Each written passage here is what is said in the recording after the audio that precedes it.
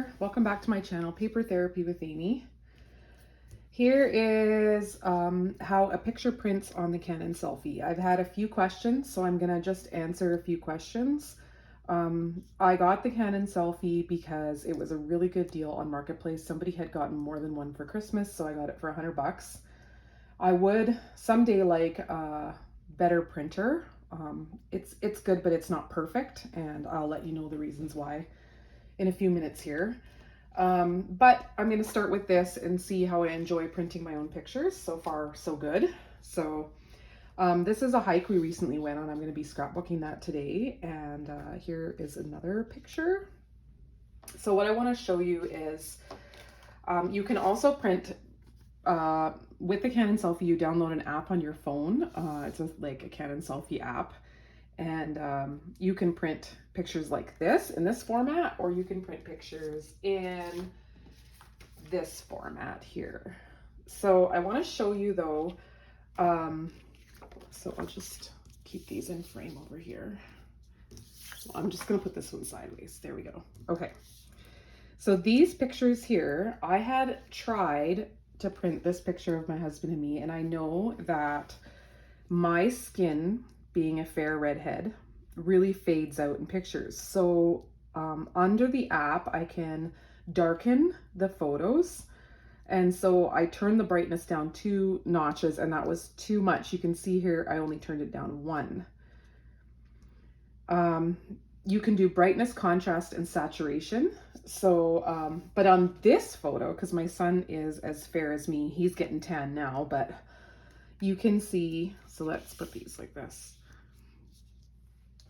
You can see on this one that it's, I would say he looks quite a bit more washed out in this one. So in this circumstance, I darkened, I went down on there's a slide rule. So I went down 1 notch on the slide rule, and then I did not turn up the saturation.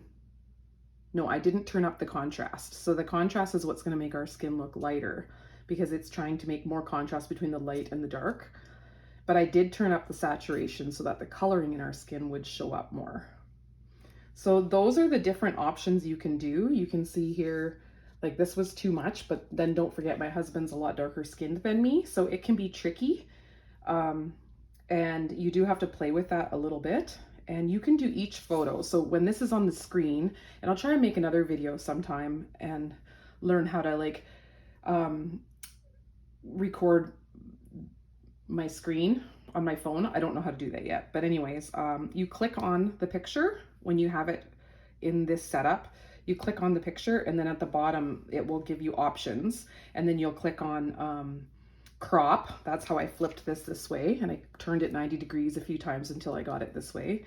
And the other thing you can click on is adjust, and then you'll have 3 options under adjust. It won't have as much as your phone, but I make them look good on my phone, and then when I go there, I know that whatever they look like on that app, that's where I'm going to want to adjust from. And this picture here, it's definitely a little dark in the background here, but it was a very cloudy, rainy day. The rain clouds just went away for us to see. So this was as good as I could get this photo to be, which is fine with me. And I have a card that I made here with the stamp of the month for June, and it has these like hills or mountains in the background. So that's kind of my goal, is I want to use this to create some of my own paper with these pictures. So I'm going to cut these pictures all out. I have another one of this size, these wallet size kind of, and I think I'm going to cut them all into squares, because I think a lot of them have a lot of sky and stuff that I could cut off, and squares I find easier to work with, so I'm going to cut them down to squares. So I will be back once my photos are all cut down. I've trimmed down my pictures, and some of them I've already placed on white mats to move them around as one unit, especially the really small 2x2 photos. These I'm going to place on a matting as well, and the middle-sized ones are on a piece of pattern paper from the In Full Bloom collection. I do have this card here that has kind of this background, but I want to make this myself. So I think that might look nice in the corners. Before creating a background, I decided to add some banners underneath the rest of the pictures. So I wanted 3 rows going across the page, and this layout changed a lot.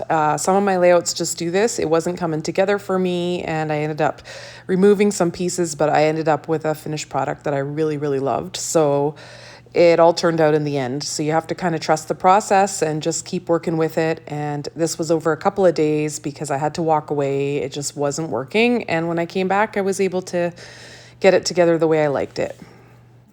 This paper here is from the current mix-ins. They're a very usable pack of mix-ins, and I will link them down below. I wanted to show you how I created the background. I'm starting here on a scrap piece just to see how it's going to turn out and what colors I want to use. I'm using an older color called Juniper. You could use Sage in place of that, and Glacier and Harbor. I started by using or tearing a piece of paper, and then I started by using the piece that looks like a hill. And then I discovered that that is not the right way to go about this. You have to use the indented piece. For this technique anyway, for me, I had to use the indented piece because you need to build the color darker towards the bottom. So you start at the top and you start with your lightest color. I'm going to show you again on my paper that I'm actually going to use. I'm not doing a trial piece anymore. And so I started with making a sky. So just kind of coloring in that glacier, making it look like a bit of a cloudy sky. And then I'm going to add in my hilly piece of paper that I ripped. And I'm going to add a little bit of the other colors and kind of start blending. And I'm going to create a hillside. So then you need to blend the hillside to make it go down a little farther. And then using a different part of my ripped piece of paper, so I don't have the identical scene the whole time, I used medium pressure, adding a little bit more of the darker Juniper and Harbor colors, and created the next level of hills. When you go to blend, you can blend right over the top of everything as long as you're using a lighter color. And when I added more of the hillside underneath, I just used the same color I had used against the edge there. So you get a hard edge when you brush right along the edge of the ripped paper. And that's what you want to create that look. And with the last layer here, I did mostly Harbor and I used heavy pressure. And then I used the Harbor right down to the bottom of the paper so that the hill in the foreground is the darkest. And this is how my patterned piece of paper turned out for the background of my layout. This stamp from the Background Elements stamp set always looks to me like wood grain. So I used it on the craft paper that I'm going to use behind my scene to be like a wooden frame, and I patterned the wood grain onto it. I did first and second generation stamping and just did it very randomly, and only the part that was going to show, and then I inked around the edges to give it that darker look towards the very edge. I think it turned out really great, and let me know down below what you think. I trimmed a little off on 3 sides so that I could show the craft paper trim. I purposely left this area blank because I knew I would be covering it up with my photos and the rest of the components of my layout. I did some shifting around at this part of the layout, and it took me a while to decide to remove that journaling card, as I said before. And eventually I do come to a balanced arrangement that I really like. The story behind these photos is that we hiked up to a fire lookout. These are usually on elevated areas, but not on the very top of mountains. It is about a 5 or 6 kilometer hike out and back. We went with a friend of ours and his 4 children, and our oldest son wanted to come, but our other boys were busy that day. We were going to meet another couple when we got there, but when we got to the trailhead, they were not around. So we decided to just hike up and leave a note on the dash of our vehicle for them in case they showed up. I think it's about 400 meters of elevation gain, maybe a little more, between 400 and 500. And this was called Mockingbird Lookout. Now I'm bringing the title in and some embellishments, and I will link all the embellishments that I use that are still available down below. The forestry person that mans these lookouts lives there for 5 months, and the forestry person who was there that day, his name was Mike, and he told us all about his job and how every day he has to look at the surrounding area for fires and record things. It is computerized now, but in the past, of course, it would have all been done by hand.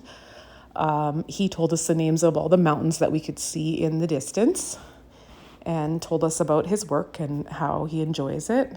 He told us that down below there is a huge rave in the valley. You can see it in some of the pictures. And he says the strobe lights are so bright that they would light up his whole cabin at night. There were some swirling storms as we were looking, so we didn't have a perfect view, and we stayed up there probably half an hour or so when we headed back down. And as we were coming back down, we were about a quarter of the way down, and lo and behold, we met the couple that we were supposed to meet at the trailhead that we had left a note for. So we figured it was starting to clear up, so we figured let's go back up with them and see if we can see a better view. And it was a much better view, and we really enjoyed going back up. And Mike made a joke about never having seen the same people twice in one day. And both times we were up there, he actually invited us onto the actual lookout, and we could see his view from there. And his cabin is underneath the actual lookout part. So the lower part that you see on the small pictures on the bottom, the lower part is where he lives, and the upper part is where he works. That's where his windows are, and he looks out. And every 3 weeks, he gets supplies choppered in, whatever he asks for. As you may have noticed, I've now started the final step of adding embellishments. I also wanted to mention that the word lookout is really hard to see on top of that wood grain, but it's better in person. It's not as difficult to see, and I may just add a little bit of stitching onto the letters, but I haven't done that yet, and I might do it in the future. The birds that I'm using to decorate this page are from the Cosette die cuts, and I've just shaded them a little bit with the blending brush. And then all the different leaves and components are mostly from my stash. I've used some from the Cosette die cuts. I've used some from a die cut in my stash, that ferny looking leaf. And the craft colored leaves are actually cut from that strip that's under the title. It's a 12-inch strip, and I just cut little bits off to use. I also fussy cut some of the leaves out from the paper that's behind the pictures on the top row there. Those craft colored leaves and that craft colored border are actually from the Change of Scenery die cuts. It came in a kit that was a recent special, and it's unfortunately no longer available. I also cut the little images that look like stamps that I have on each side of the page out of one of the sheets of paper from that set. Anything that I've used here that is still available, or anything that I think is similar and could be used, I will link down below. I'm also using the Barely Art glue with the precision tip. It's wonderful glue, and you can purchase that on Amazon. You just have to search Barely Art, Barely as in Bearly.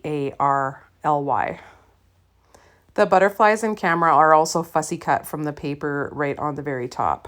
The word phrase that I just placed came from the Change of Scenery stamp set.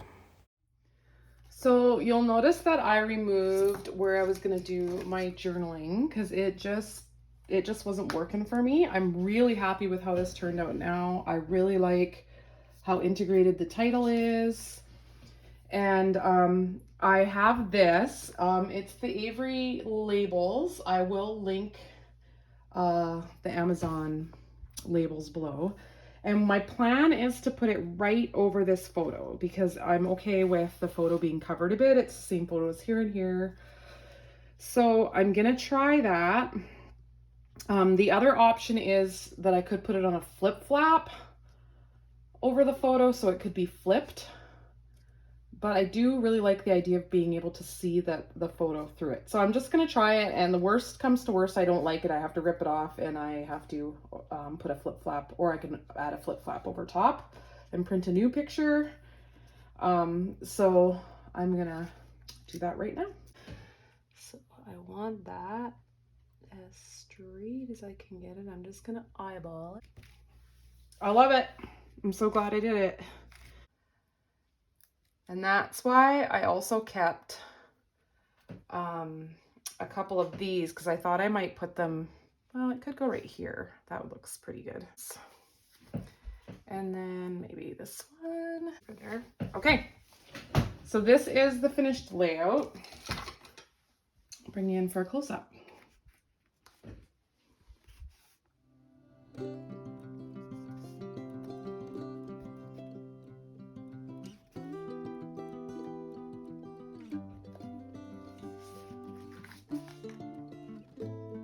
I love how I used one string of these.